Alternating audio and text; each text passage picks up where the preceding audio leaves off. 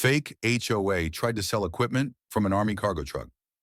My name is Mason Cole, and I never thought the real fight for honor would happen after I left the battlefield. When I returned from active duty last fall, my orders allowed me to temporarily store a military cargo truck on my personal property until it could be formally transferred back to my unit. It wasn't some beat-up relic. It was a massive, meticulously maintained Army transport truck loaded with non-classified but vital supply gear tents, radios, portable generators, medical packs. Things that could save lives. I bought a modest home in Glenwood Oaks, a community that looked peaceful from the outside, brick sidewalks, kids riding scooters, American flags on front porches. What I didn't know was that Glenwood Oaks was crawling with a fake HOA led by a woman named Tracy Vaughn. Tracy wasn't just mean, she was dangerous. She wore her authority like armor, complete with black t-shirts emblazoned with a fake Glenwood HOA logo, barking orders at anyone who didn't fit her image of perfect suburban living. The day I parked the cargo truck in my driveway, Tracy marched up before I could even unload. "You can't park that thing here." She snapped, arms crossed tight across her chest.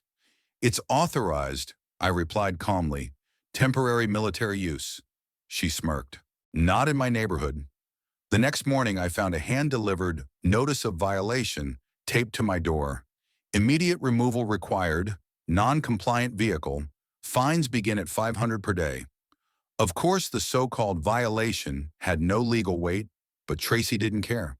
The harassment escalated quickly, fake fine letters piling in my mailbox, neighbors whispering, a drone flying low over my yard, obviously trying to inspect the truck. I brushed it off. I faced worse enemies in the desert. But what happened next crossed a line I never imagined.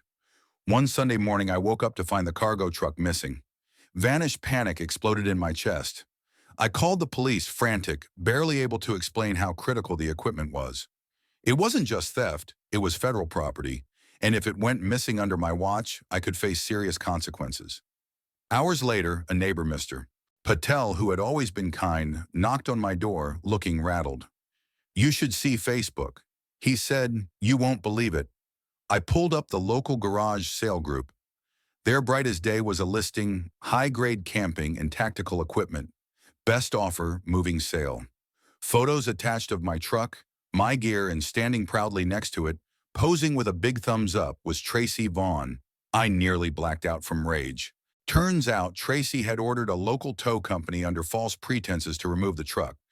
She told them it was abandoned military junk and promised them a cut if they helped clear it out. Then she brazenly tried to sell the equipment online to whoever showed up first. I didn't waste a second. I forwarded everything to the police, my command unit, and the federal authorities. By sunset, Glenwood Oaks was a media circus. News vans lined the street. Reporters swarmed. Headlines blazed across the internet. Fake HOA president tries selling Army gear. Veteran exposes plot.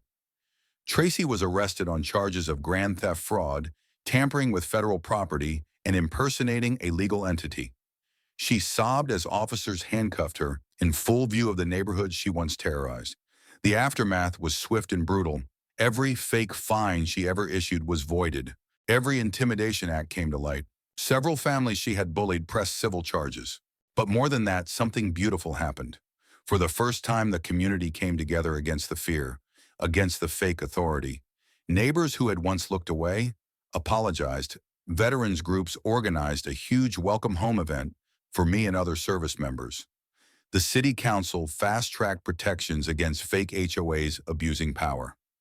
As for my cargo truck, it was safely recovered, mostly intact, except for a few items Tracy had tried pawning off. Her buyers had handed everything over once they realized the equipment was stolen.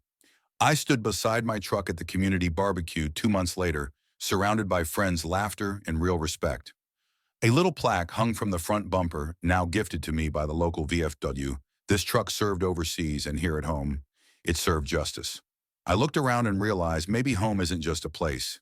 Maybe it's the people willing to stand up when wrong tries to pass itself off as right. And thanks to that lesson, Glenwood Oaks had finally become the kind of neighborhood worth fighting for.